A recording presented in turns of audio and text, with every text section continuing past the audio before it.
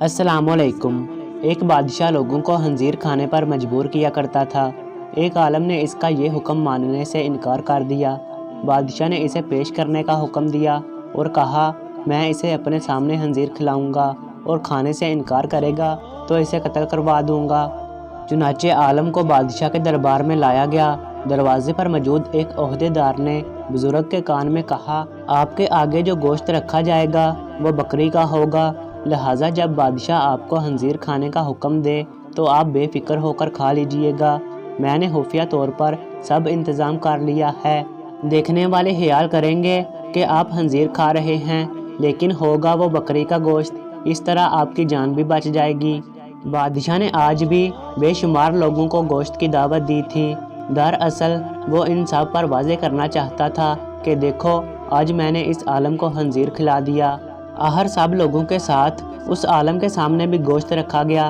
سب لوگ عالم کی طرف دیکھنے لگے۔ وہ آپس میں کہہ رہے تھے عالم صاحب نے کھا لیا تو ہم بھی کھا لیں گے، ورنہ ہم بھی نہیں کھائیں گے۔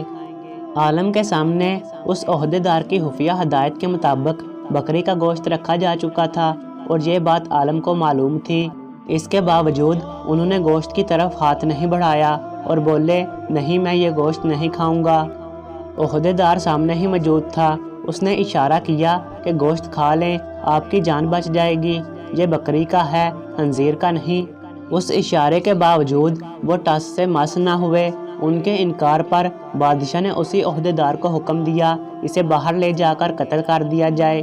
عہدیدار عالم کو لے کر باہر آیا اور حیرت زدہ انداز میں بولا میں نے آپ کو بتا دیا تھا، دربار میں بھی آپ کو اشاروں میں کہتا رہا آپ اس گوشت کو کھا لیں، یہ خنزیر کا نہیں ہے، لیکن افسوس آپ نے میری بات پر اعتبار نہیں کیا۔ کیا آپ نے یہ گمان کیا تھا کہ میں جھوٹ بول رہا ہوں؟ عالم نے اس کی بات کے جواب میں کہا ایسی بات نہیں ہے، میں جانتا ہوں میرے سامنے جو گوشت ہے وہ بکری کا ہے، لیکن دربار میں جتنے لوگ موجود تھے انہیں تو یہی معلوم تھا نا کہ وہ گوشت خنزیر کا ہے، اور جب وہ گوشت کھاتا تو سب یہی خیال کرتے نا کہ میں نے موت کے ڈر سے خنزیر کا گوشت کھانا قبول کر لیا ہے، اور سب لوگ میری پیروی کرتے اور خنزیر کا گوشت کھانے لگ جاتے۔ عہدیدار دنگ رہ گیا۔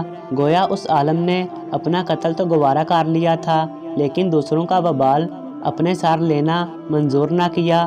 عالم کی شان یہی ہوتی ہے